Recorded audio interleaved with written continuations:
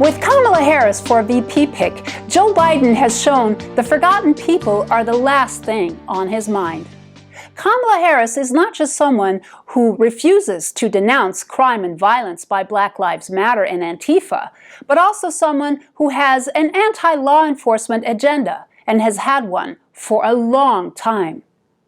Kamala Harris calls herself a joyful warrior. We have to be joyful warriors.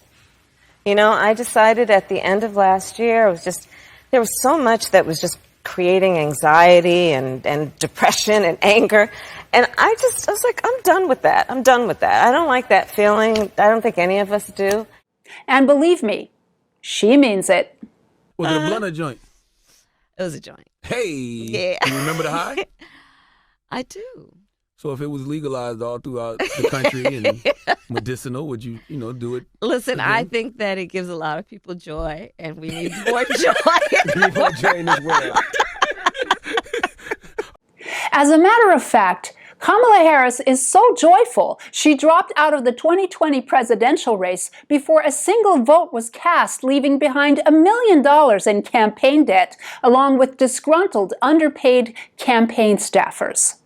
Do you ever wonder what's behind that creepy, maniacal laughter? Can you imagine listening to that for 4 years or 8?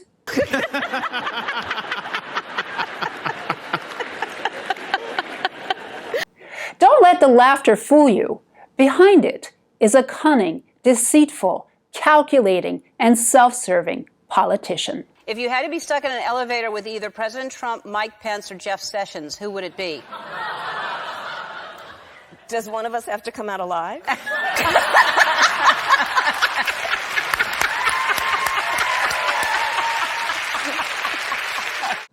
Harris recently had a message for the Trump campaign. I expect that they will engage in dirty tactics, and this is going to be a knockdown, drag-out. And we're ready. And we're ready. I was going to say, it sounds like you're ready, though. You're ready. Yes, and I am. And Joe Biden is. Really? But I tell you, if you have a problem figuring out whether you're for me or Trump, then you ain't black. Let the record show the only thing Kamala Harris is ready to do is lie to the American people and destroy the rest of the country the way her policies have destroyed the state of California. Kamala Harris will say one thing and do another, or just be silent on key issues to gain political favor. It comes down to credibility, to your point, Gail, and it's going to be about listening to what each party has to say, but I believe her.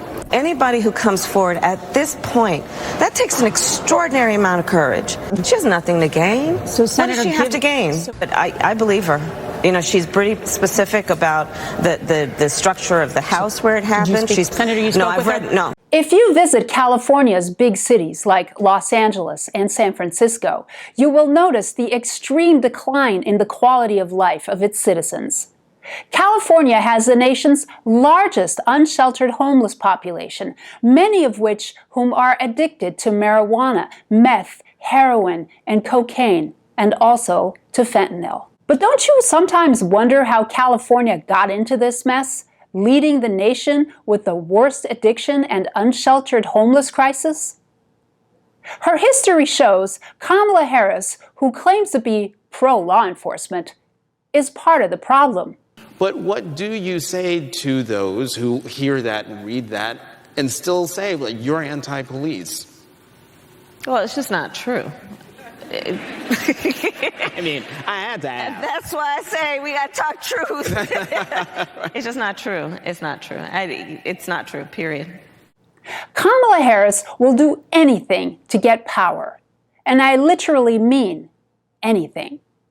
In 2010, Kamala Harris lied, selling out law enforcement when she signed a pledge against California Proposition 19 with Los Angeles County District Attorney Steve Cooley, who she ran against in the race for California Attorney General.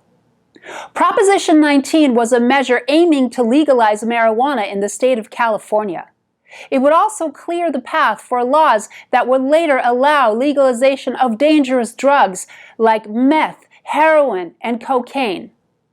The measure was sponsored in part by the Drug Policy Alliance, whose chairman is George Soros, who threw millions behind Prop 19. Though defeated by voters and widely opposed by law enforcement, Harris, now lead law enforcement official of the state of California, saw an opportunity to get acquainted with the drug lobby and get cozy with big-time drug dealers.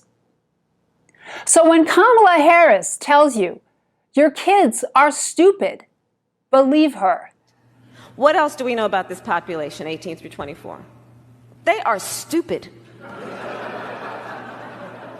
That is why we put them in dormitories, and they have a resident assistant. They make really bad decisions. Kamala Harris not only loves big-time drug dealers, she'll put non-violent drug offenders in jail, and then she'll go on the Breakfast Club and talk about smoking a doobie herself. Have you ever smoked? I have. Okay.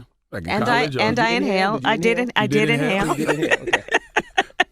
Kamala Harris says she's not anti-police, but in 2012 she defunded and disbanded the California Bureau of Narcotics Enforcement.